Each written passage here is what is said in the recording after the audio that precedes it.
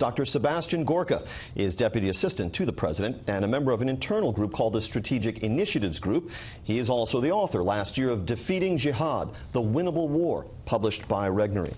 Dr. Gorka, welcome back. Thanks for having me. So you know H.R. McMaster? I do. We spoke at the same event at VMI just last November, and I've already emailed him saying, imagine if we'd known back then the lofty heights you would be raising to. So. What do you think his appointment to this post means for the Trump White House, for the National Security Council? I'm over the moon. I've already told him we're so excited he's coming on board.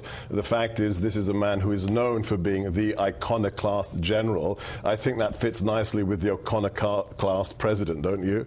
Well, perhaps.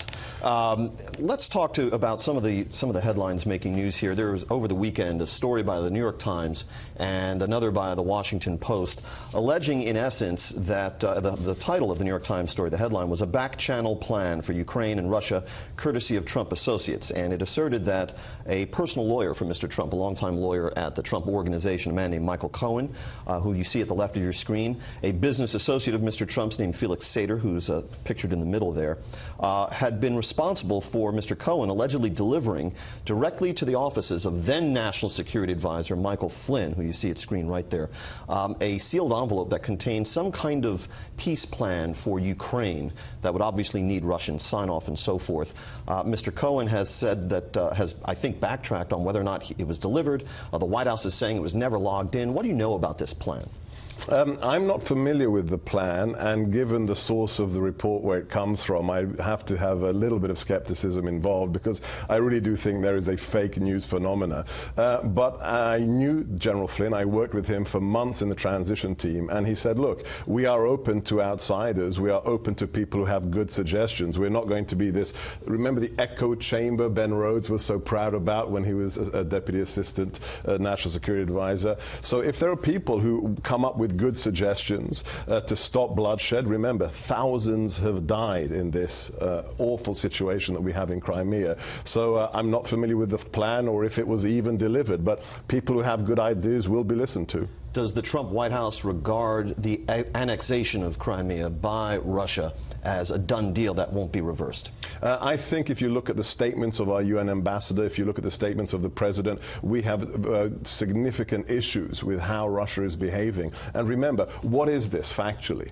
What occurred in Crimea is the breaking of a 70-year taboo. After World War II, we said this isn't going to happen again. We're not going to invade somebody else's country and annex that territory for ourselves. So that's what Russia did, and as a result, it remains a suppurating wound in Europe.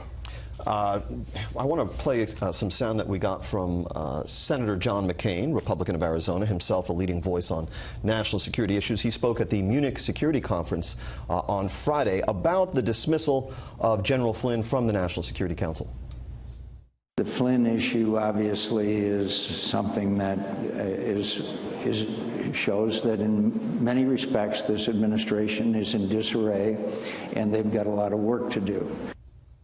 Well, you work there. Is the administration in disarray?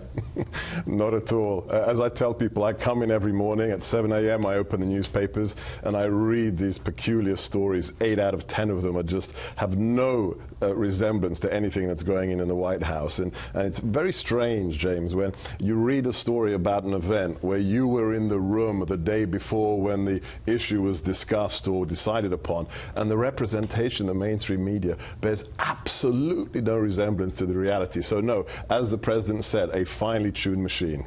In your book, Defeating Jihad, which you published last year, which was an excellent primer, having read it, I can tell you, on the history and evolution of jihad into its current form, you called for the creation of some sort of overarching document that all branches of the executive branch anyway, should be basing our approach to jihad on.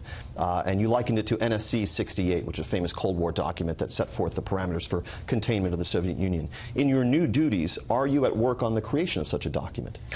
In the SIG, the Strategic Initiatives Group, we are mandated to maintain and manage the most important long-range initiatives that the President is interested in that involve outside partners. If you look at these various commissions or task forces or roundtables, whether it's Veterans Affairs, cybersecurity, the modernization of the information technology, that's our mandate. This idea that there's some shadow NSC couldn't be further from the truth. We are there to open the doors to people who want to work with the President, CEOs. You saw the miners come in last week to unburden, unshackle the mining industry in America.